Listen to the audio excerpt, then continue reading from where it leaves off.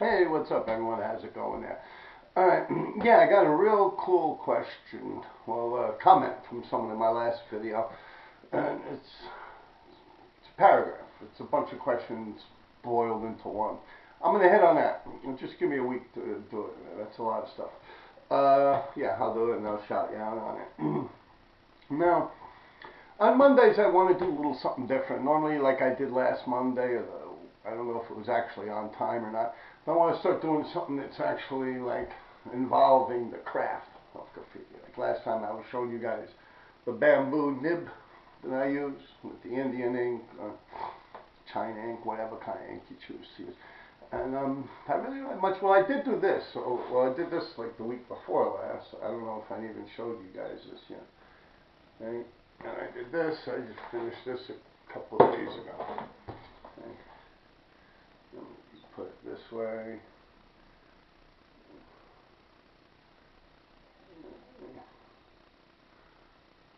I don't know the right, like Chinatown or something, but I say I don't need shot with all that shit, you know. But you can see it, right? It's pretty cool, right? Yeah, RD so the 3D going that way, you gotta bend it like that. Alright, people. Anyway, let me stop fucking with you.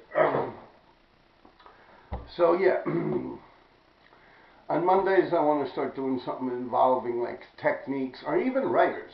Like writers I think that did a lot of good shit that were good, or writers I think that sucked and they actually fucking have no real bearing in this fucking culture you guys call it. There's a lot of people out there like that. I could say, oh no, that guy sucks, man. He's no good. He's a fraud. He's a fake. I could be like, yo, that dude right there is dope, you know, this, that, blah, blah. From my experiences, I can only go by my experiences. And, yeah, that's what it's supposed to be doing here. That's probably not going to pull through for another month or two, because I'm still bogged down. See, once I get my life story shit out the way, shouldn't say shit, but you get what I'm saying. Once I get all that done out the way, and you guys know who's talking to you here, because a lot of you guys don't know who I am, so I'm giving you a quick breakdown of my graffiti career. And also now you might notice I'm not standing up, hopping around anymore. I love doing that. I'm very animated human being. I like doing that, but a lot of you guys are complaining about not being able to hear me. So I figure if I'm fucking sitting right here with the thing right there, you can hear me better. Hopefully that works. And believe me, man, I love to hop around and you know, so that this isn't going to go on, you know, like this all the time. You know, if it's a real deep topic, I'm going to take the front stage there, you know. All right. Now, like I said, Mondays are normally we're going to peel out on someone or give someone props or something like that. People I think that are deserving of it, or people I think that got too much for nothing. There's a lot of them out there. On both spectrums, believe me. There's a lot of people out there. It's like that. Now, getting back to me and this whole writing graffiti the longest, like I've mentioned in the last podcast, I've been writing a real lot for a real long time. And as I was explaining before, this is around the time when I started asking people to tell me of people that write graffiti more than me, or longer than me, or longer and more. And as I showed in my last thing, the people that came up with Eternity and this guy that does the things on the freight trains, Bozo Texino. And the reason this question came up is, like I was saying, I live in the Bronx, I live with this girl Melissa, and somewhere along the line the question came up about the Guinness Book of World Records. I forget who shot it to me. Might have been this guy, maybe Serge Villard. He's a gallery guy in Paris, France. He buys a lot of my artwork. I don't know if it was him or not, but anyway, someone was mentioning, you know, the Guinness Book of World Records, and I believe the girl that I was with at the time started looking into it and doing applications and stuff, and I told her, hey, whoa, easy now, let's make sure that I am the fucking dude that I'm saying to be. You know, I don't want to be up there doing all this and then they pull some fucking idiot out of a hat. But I told her like this, I says, now with my knowledge of graffiti and me being on the front line of graffiti for so long, and New York City's kind of the creator of the graffiti that I do, it's kind of like a small swimming pool. Because obviously if New York City influenced the other world, like people land in France and they do a little bit of graffiti and all of a sudden it was like, wow, you know, I've seen the whole breakdown of how it spread or who claims to have helped spread it. And, you know, pretty much a writer lands there or something. They do some shit for the Pope or whatever, and, you know, people see it and they're like, oh, wow, this, that, or they do a legal wall. And other people see it, and to every one thing, like Ed Koch said, for every one whole car, you got a bunch of other kids behind them that are like, yo, I want to do that when I grow up. So it costs the system more money, millions of dollars each one or something like that. But yeah, it's almost the same situation. So basically, dudes that wrote graffiti in these 5 boroughs had to have got on a plane or a boat and landed in these areas and exposed these people to graffiti for them to pick it up. So now there's only a couple of years, like you think about 70s, 60s, just that, blah, blah, blah, blah, depending on who it was. And during the 80s and stuff, already Manhattan people have been writing longer. Or not, let's say Manhattan. I love Manhattan, so I'll always say Manhattan. But the 5 boroughs obviously wrote before those other countries until someone lands there, right?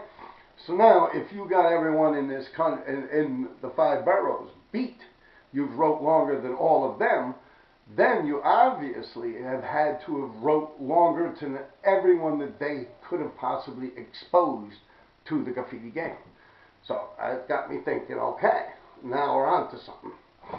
And then I turn around and I broadcast it over and over and over. I actually pretty much only opened up my accounts for that one purpose. And that's to see if there's honestly someone out there that's been writing as much graffiti for me illegally for as long as I have been writing graffiti.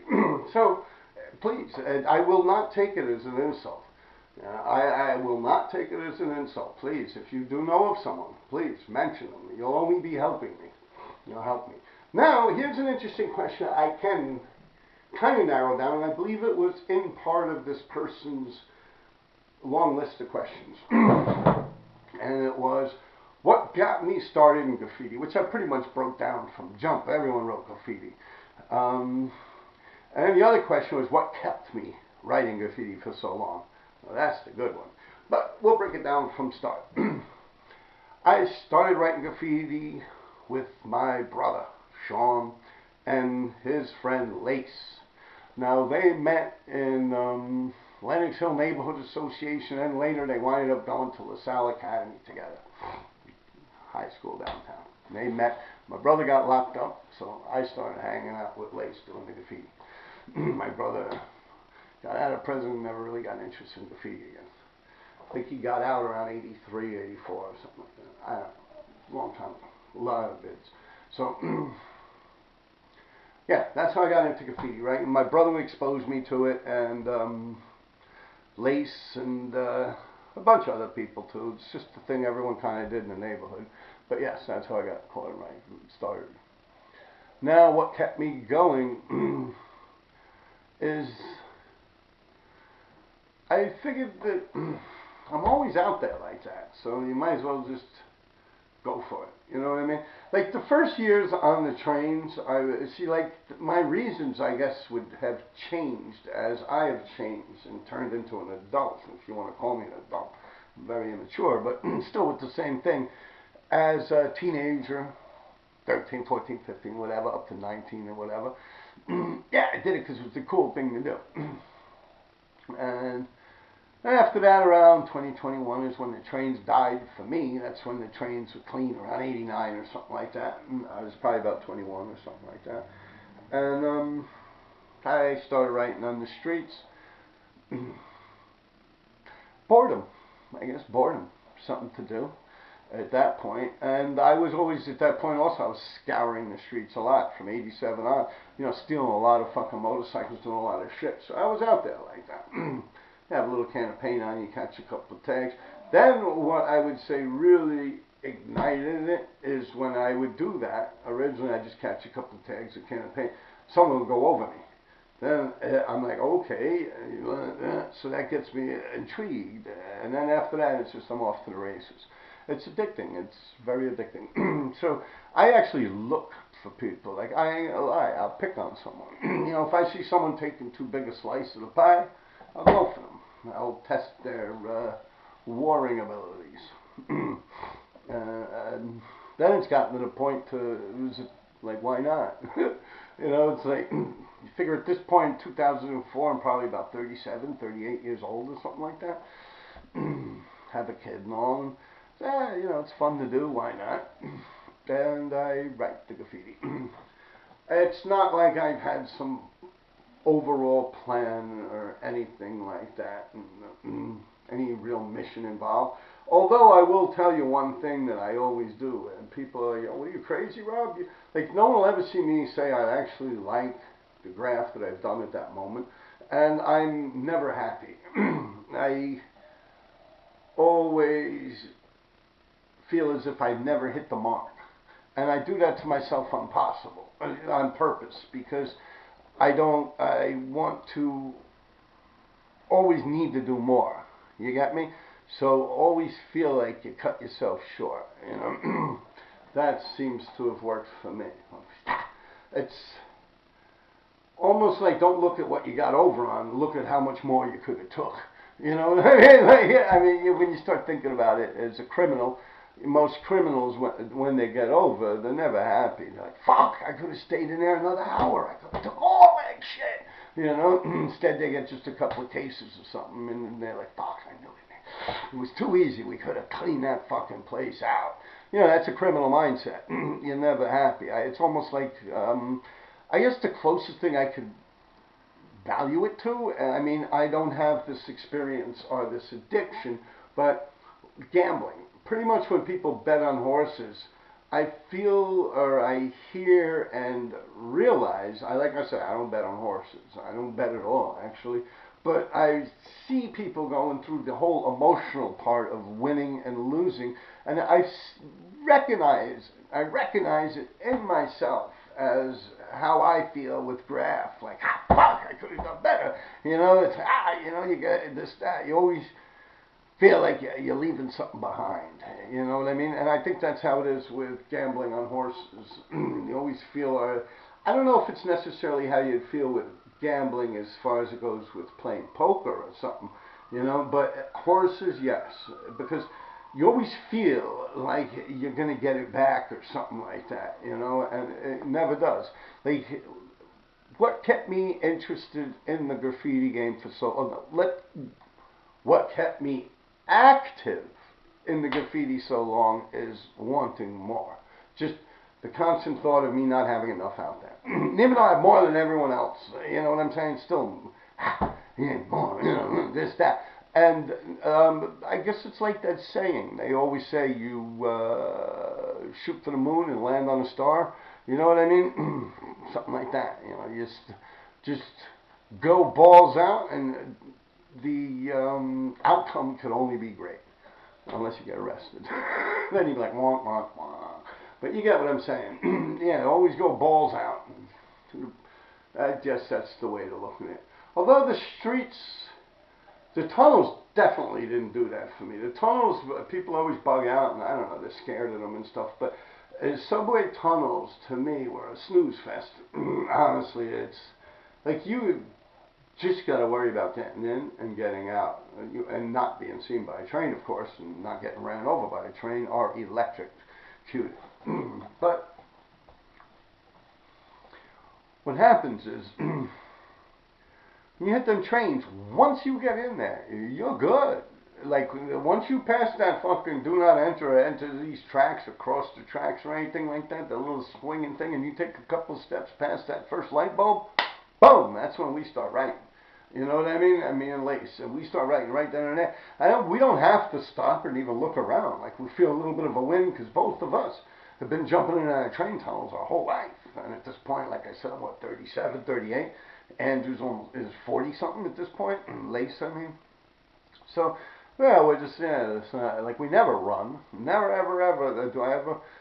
Once, hitting the abandoned station on 14th to 23rd, we ran. Yeah, because we had but other than that, like, we always just walk right in. We walk, oh, here comes the train. We always know when the train's coming, way in advance. You know what I mean? You see it when it's real far away. Me and him were like in sync with each other mentally and shit. We almost move the same and everything. We've been doing this shit together for so long. That dude's been my partner forever, you know. So yeah, you don't have a problem with that. And we would just walk and just tag after tag after tag after tag after tag after tag after tag after tag. Then run out of paint in that one can. Pull the cap off the can, stick it on the next one. Take that fucking can, stick it up in the wiring where the fucking bulb is, the electrical bulb. But I mean, eventually a couple of trains will go by and it'll shake and it'll fall down anyway. But at least it's not laying on the fucking tracks when you're there or exiting or whatever, you know. Yeah, you stuff it in some little hole or something like that. You can. You don't want to leave it laying around too much. It doesn't matter. That's just good etiquette. You get me? Like, it's just a habit instilled in me and Lace because we always do that. Every yard we go to layups or anything, you never leave a mess. You never rip down posters and leave them laying all over the place. And, you know, you always leave the place good, unless you're trying to burn the place, which I've done that also. I've explained that in my past videos. After I get the line so good, no reason to go anymore, I'll fuck that shit up so no one else can get it. I'm a dirty dog, what can I say? But yeah, now, that would answer that, yeah. So that's the reason I started and why I kept going. There you go. And it's also pretty interesting, like I was explaining to you about me being writing the longest and this and that. I'm really, you know, I'm serious about that shit with the Guinness Book of World Records, man. Like, honestly, I looked into it years ago, and, you know, I'm not dead yet, as you can see. I'm fucking alive, and you never know, man. I'm a squirrely dude, man. Yeah, you might not have seen the last of me. I mean, I'm just saying. You never know. 10 years from now, you know, my kid's all grown up. I'm sitting there eating fucking cat food or something like that. You know, I'm eating beans out of a can or something. Crippling around my crib here, you know, got cancer or some shit. Fuck yeah, you never know. Grab me a couple of cans of paint and start. I mean, you figure what, I'm 53 now? I'm healthy as fuck. You know, I really have no vices like I've explained before. I live a good life. I do exercise. I run. So it's not unreal for me to be around another 30 years from now, something like that, and pop out as an old man in a wheelchair or something, you know. Provided I don't catch cancer or get hit by a fucking car or something. But yeah, you know, that's one thing people probably know about me. Never count me out, man. Never count me out, man. Yeah, I'm like that little ant that could, you know? Yeah, man. Fuck yeah, the Energizer Bunny. Yeah, people, take care, man.